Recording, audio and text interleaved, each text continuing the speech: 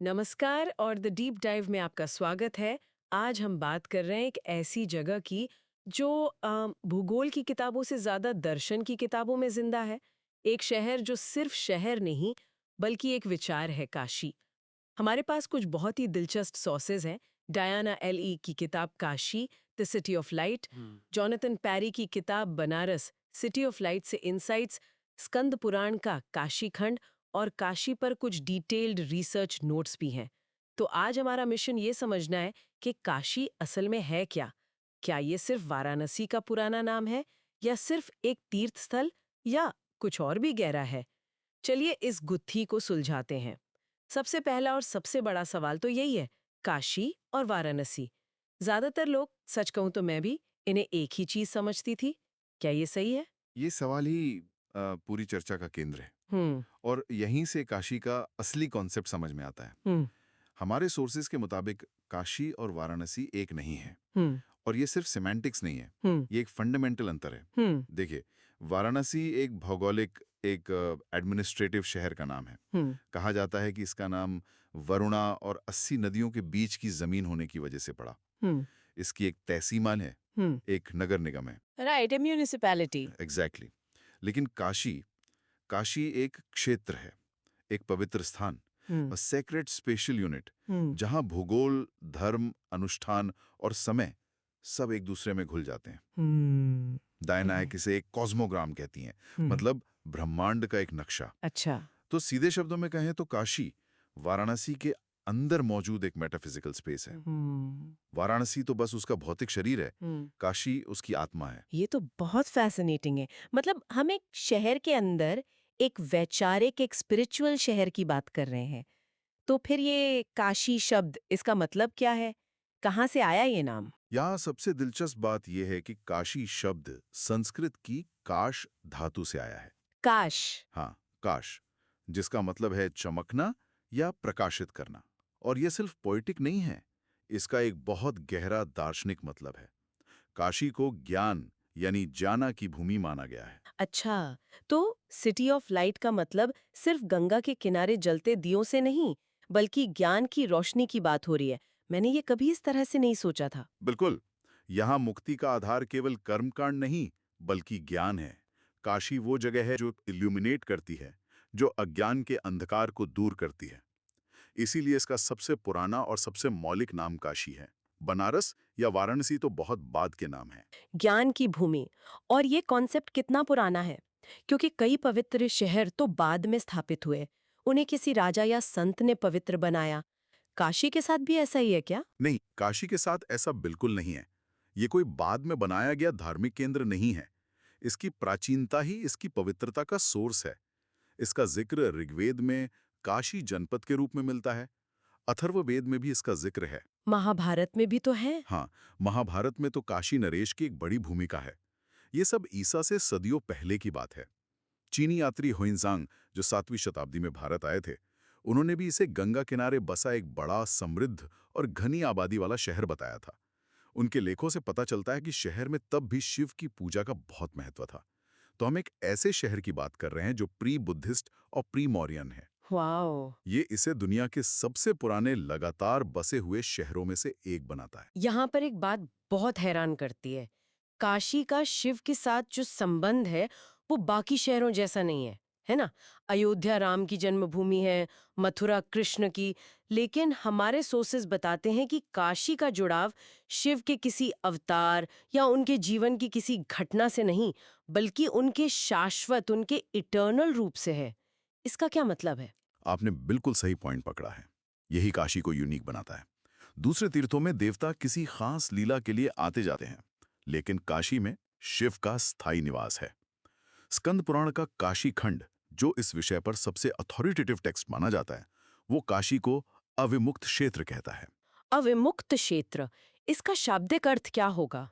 अविमुक्त का मतलब है वो स्थान जिसे कभी त्यागा न गया हो। कभी त्यागा ना गया हो। हाँ, मान्यता है कि जब महाप्रलय आता है और पूरी सृष्टि का विनाश हो जाता है, तब भी शिव इस स्थान को नहीं छोड़ते हैं। वो इसे अपने त्रिशूल पर धारण कर लेते हैं और सृष्टि के पुनर्निर्माण के बाद इसे वापस स्थापित कर देते हैं। Oh wow. यही वो चीज है जो काशी को दूसरे पवित्र शहरों से एक अलग आध्यात्मिक दर्जा देती है। शिव यहाँ के परमानेंट रेसिडेंट हैं, कोई विजिटर नहीं।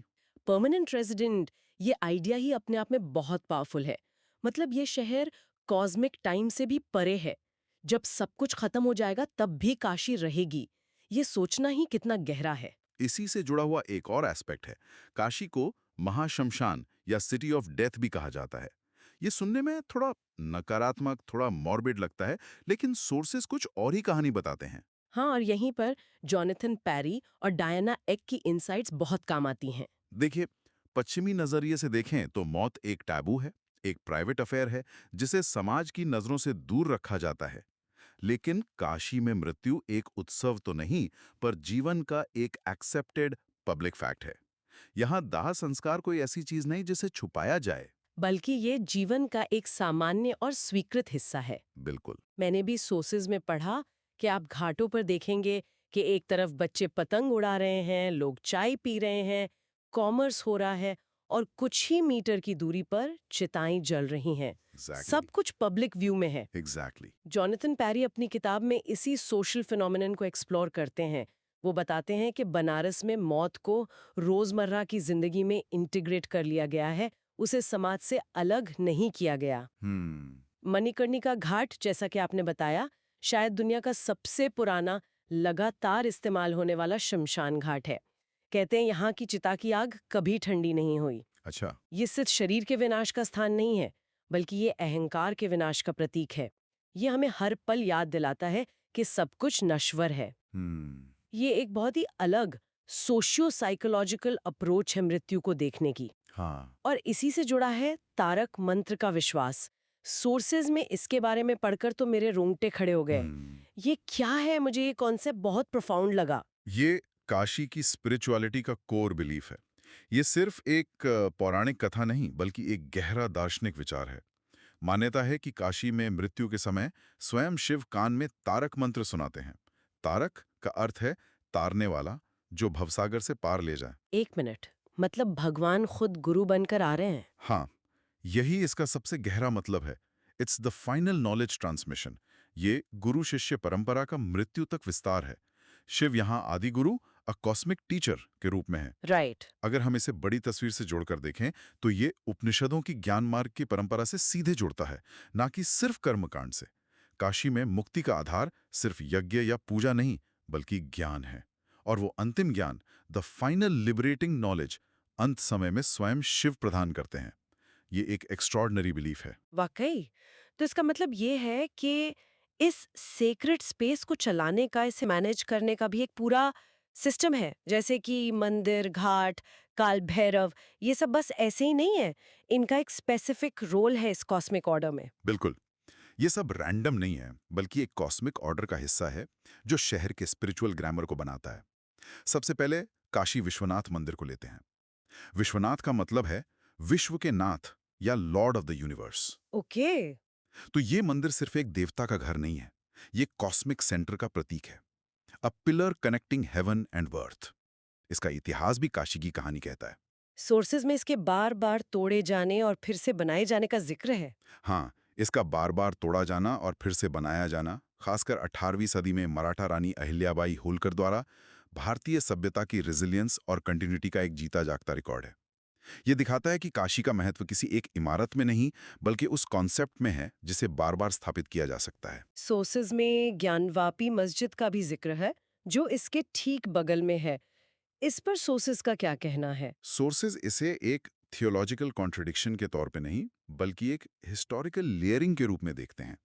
वो बताते हैं कि ये इतिहास की परतें हैं जो शहर पर चढ़ी हैं, और ये इसकी कॉम्प्लेक्स हिस्ट्री का हिस्सा है। मतलब ये एक लिविंग रिकॉर्ड है। हाँ, एक लिविंग रिकॉर्ड है, जहां आप सदियों की सिविलाइजेशनल कॉन्टिन्यूटी और कॉन्फ्लिक्ट्स दोनों को एक साथ देख सकते हैं। और फिर है काल भैरव, जिन्हें काशी का कोतवाल कहा जाता है। ये पुलिस कमिश्नर वाला कॉन्सेप्ट एक पवित्र शहर में कैसे फिट होता है? ये बहुत दिलचस्प है, और ये काशी के सिस्टमैटिक नेचर को दिखाता है। काल भैरव सिर्फ एक डरावने देवता नहीं है, वो इस पवित्र क्षेत्र की सीमाओं की रक्षा और व्यवस्था बनाए रखने के प्रतीक हैं। वो रेगुलेशन ऑफ सेक्रेड ऑर्डर को रिप्रेजेंट करते हैं। मतलब आध्यात्मिकता में भी एक तरह के अनुशासन की जरूरत होती है। ये सिर्फ बाहरी खतरों से रक्षा है या आंतरिक शुद्धि के लिए? दोनों, वो बाहरी और आंतरिक दोनों तरह के ऑर्डर को बनाए रखते हैं। माना जाता है कि काशी में रहने के लिए या यहाँ मुक्ति पाने के लिए भी आपको उनकी अनुमति चाहिए। अगर आप काशी में कोई पाप करते हैं तो दंड देने का अधिकार काल भैरव का है। It's a system of spiritual governance. Exactly इससे पता चलता है कि प्राचीन पवित्र स्थानों में भी डिसिप्लिन और कंट्रोल का एक सिस्टम था। वो कोई लॉलेस जोन नहीं थे। और घाट, वो तो काशी की पहचान है। 84 घाट, क्या ये नंबर सिग्निफिकेंट है? हाँ, ये नंबर बहुत सिंबॉलिक है। पारंपरिक रूप से 84 घाट माने जाते हैं। इन्हें प्रतीकात्मक रूप से 84 लाख योनियों यानी अ cycle of 8.4 million life forms से जोड़ा जाता है, जिससे हिंदू दर्शन के अनुसार आत्मा गुजरती है। अच्छा। तो घाटों पर घूमना एक तरह से जीवन चक्र में घूमने जैसा है, और नदी को पार कर उस पार जाना ही मुक्ति है, ट्रांसेंडेंस है। तो ये सिर्फ नहाने या पूजा करने की जगह नहीं है? बिल्कुल नहीं। ये घाट सिर्फ पूजा पाठ के लिए नहीं थे। ये सामाजिक, आर्थिक और शैक्षिक गतिविधियों के केंद्र भी थे। ये मल्टी फंक्शनल अर्बन इंस्टीट्यूशंस थे। 80 घाट पर कवियों और विद्वानों की बैठकें होती थी। दशाश्वमेध घाट पर बड़े अनुष्ठान होते थे। और दूसरे घाटों पर व्यापार भी होता था? हाँ, बिल्कुल। यहाँ जीवन का हर पहलू मौजूद था। जन्म से लेकर मृत्यु तक, ज्ञान से लेकर व्यापार तक। घाट काशी के लिविंग रूम की तरह हैं। एक और बात जो सोर्सेज में सामने आती है वो ये कि काशी सिर्फ हिंदू धर्म का केंद्र नहीं रहा। पास में ही सारनाथ है, जो दुनिया भर के बौद्धों के लिए सबसे पवित्र जगहों में से एक है। इसका क्या महत्व है? This raises a very important question. Kashi का ब्रॉडर इंटेलेक्चुअल रोल क्या था? बुद्ध ने अपना पहला उपदेश सारनाथ में दिया था, जो काशी का बिल्कुल पास है। बिल्कुल। ये कोई सहयोग नहीं था। ये दिखाता है कि काशी उस समय भी एक बड़ा बौद्धिक और वैचारिक केंद्र था। राइट। एक इंटेलेक्चुअल हब था, जहां अलग-अलग दर्शनों, अलग-अलग विचारों के बीच संवाद होता था। राइट। बड़े-बड़े दार्शनिक यहाँ शास्त्रार्थ करने आते थे। तो बौद्ध धर्म इसके विरोध में नहीं, बल्कि इसी माहौल में उभरा। एग्जैक्टली। बौद्ध धर्म इसी इंटेलेक्चुअल चर्निंग के माहौल में उभरा। इसके अलावा काशी का जैन तीर्थंकरों से भी गहरा जुड़ाव रहा है। माना जाता है कि 23वें तीर्थंकर पार्श्वनाथ का जन्म यहीं हुआ था। अच्छा। तो काशी सिर्फ एक धर्म का नहीं, बल्कि मल्टीपल फिलोसॉफिकल डायलॉग्स का केंद्र रहा है। ये एक ऐसी जगह थी जहां आप अपने विचारों को चैलेंज कर सकते थे और नए विचार सुन सकते थे। तो आज की इस चर्चा से जो मुख्य बातें निकल कर आईं, वो ये है कि काशी सिर्फ वाराणसी शहर का पुराना नाम नहीं, बल्कि उसके अंदर बसा एक आध्यात्मिक क्षेत्र है। इसका नाम काश यानी प्रकाश से आया है, जो ज्ञान का प्रतीक है, सिर्फ दियों का नहीं। और यहाँ शिव एक स्थायी निवासी हैं, जो प्रलय में भी इस जगह को नहीं छोड़ते। और यहाँ मृत्यु एक अंत नहीं, बल्कि ज्ञान प्राप्ति का एक ट्रांजिशन है, जिसे अंत समय में स्वयं शिव गुरु बनकर पूरा करते हैं। ये शहर एक लिविंग म्यूजियम की तरह है, जिसकी सभ्यता की परतें आज भी देखी जा सकती हैं, मंदिरों में, घाटों पर और यहाँ के लोगों की सोच में।